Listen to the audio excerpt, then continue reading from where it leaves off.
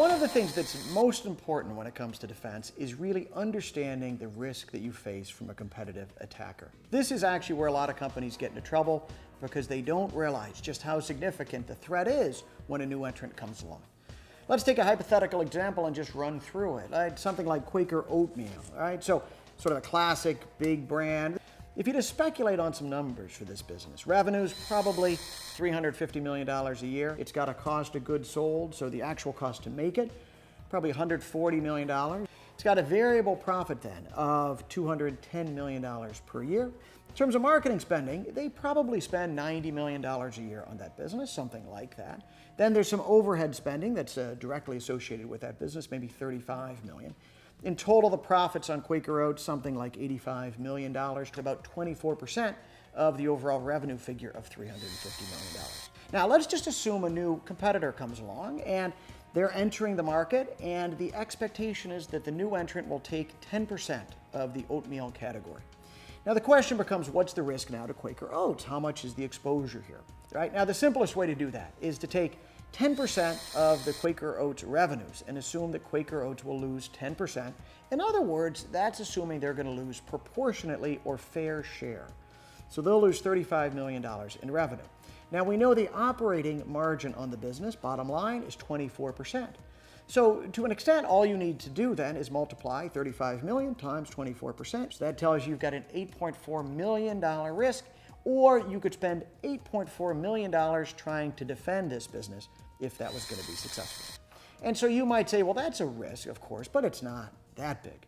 The only problem is that calculation is simply wrong.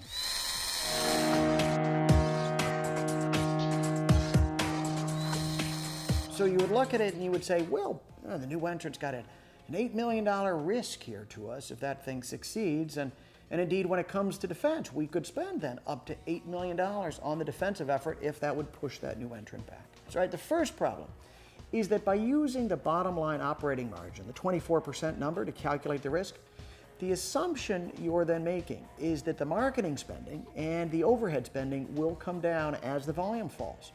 This is just not likely to happen. Right? You're not going to cut overhead radically now that you have a new entrant, nor are you going to cut marketing spending.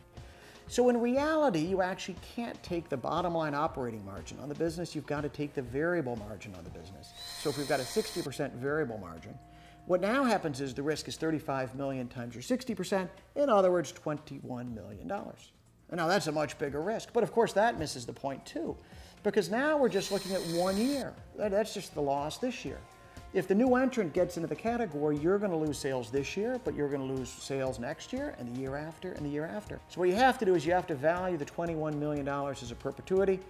If you value a perpetuity, of course, you need a discount rate. If we just take a 5% number on that, a stream of $21 million losses at a 5% discount rate gives you a present value calculation, $420 million.